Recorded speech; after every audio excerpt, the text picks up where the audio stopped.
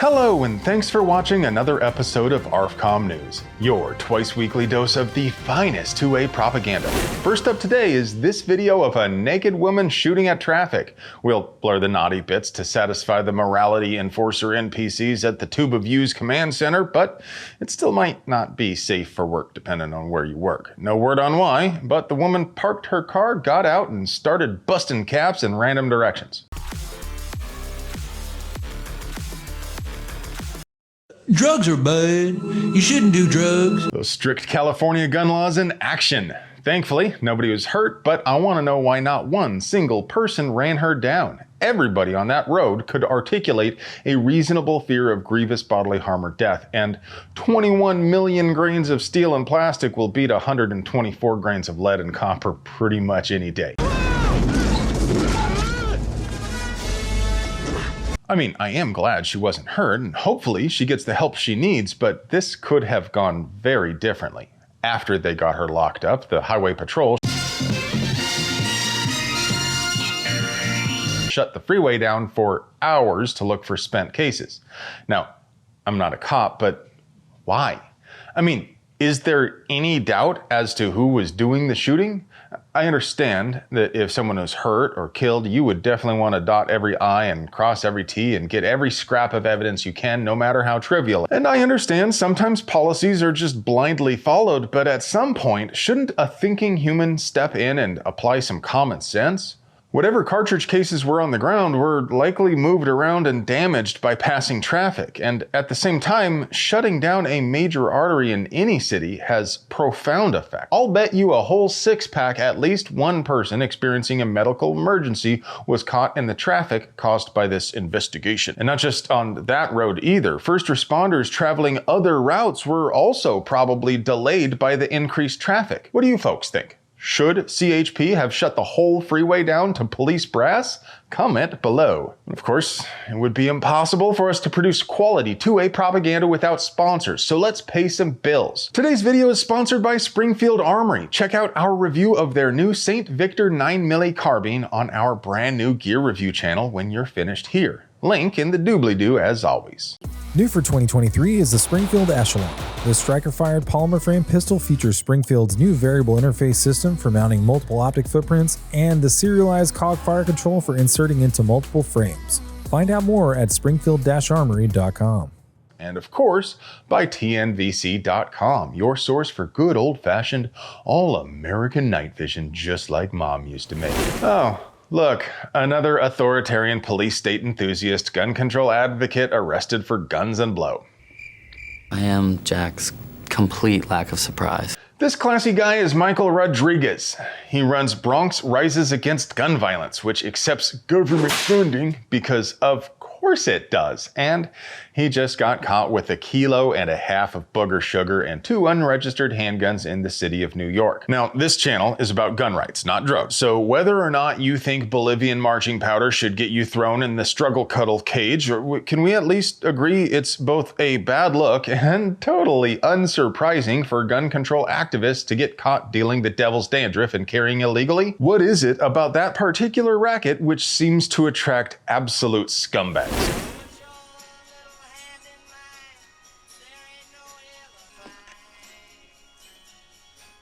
The ATF just got smacked down again in federal court. These constant losses have just got to be demoralizing for them. I'd feel bad for them if they weren't an unconstitutional organization filled from top to bottom with corrupt sociopaths who wake up every morning eager to oppress brutal dogs. This latest loss in a string of losses is the case of Mock versus Garland, which relates to the pistol brace rule the ATF decided to give themselves authority to write. A 3-judge panel found the government is unlikely to win on the merits of the case, so they kicked it back down to lower courts to decide, with an injunction in place to prohibit the ATF from enforcing their rule in the meantime. But wait! There's more! Yeah, it doesn't seem to stop getting worse for the Fed boys. The majority opinion also indicates this case might have wide-ranging implications for the whole of the NFA.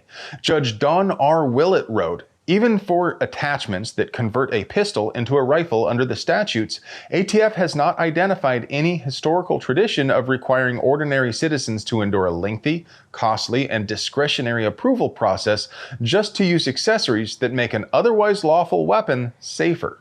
Now, I'm not a lawyer because I can count past 10 with my boots on, but that sounds to me like he's hinting the NFA itself cannot withstand the history, text, and tradition standard imposed by the Bruin ruling. What do you think? Did the ATF just punch the tar baby? Or will the courts come up with some sort of legal gymnastics to justify F-Troops infringements? Comment below. Well, the legacy media is pushing for more illegal gun control again. Apparently, the old gray lady just discovered arms list, and now they're trying to goad President Poopy Pants into a sneaky backdoor universal gun registration through royal decree. The 1968 Gun Control Act says a person who makes their living selling guns needs to have a federal firearms license, but the Bipartisan Gun Control Act passed last year gives immense authority to the executive branch to require a license for anyone who makes a profit from selling even a handful of guns. Control freak groups are advocating for the Biden administration to set the bar as low as 5 guns sold in a single year. A homeless man in Atlanta shot a man who bludgeoned him with a tree branch in an argument over food. Now, this really shouldn't be a spicy take, but gun rights are human rights. And although homeless people don't often have the means to purchase a gun, they certainly have the right to armed self-defense. That's why permitless carry is so important. Just last year, it would have been illegal to carry a gun without a permit in Georgia. The financial devastation caused by those 2 weeks for the coof hit us all real hard.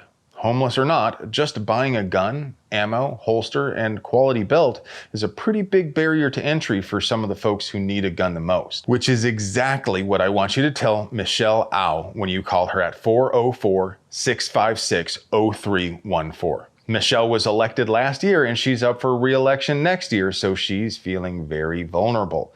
Tell her gun rights are not a partisan issue and permit laws place a massive barrier to entry on the poor. Tell her you intend to campaign for her opposition in the primary because she opposed permitless carry. And now for your moment of zen. Hi, Jack. Hi. Hi, Jack. Hi. Hi, Jack. Hi. Hi, Jack! Hi. Hey friends, do you like pews and other pew-related things? Would you like to help us keep delivering you pure, uncut American pew-paganda at the low, low price of free fitty? We literally couldn't pay the bills without our sponsors, so do us a solid and get yourself something nice from them. You deserve it. I love you. Don't be scared, just learn the words.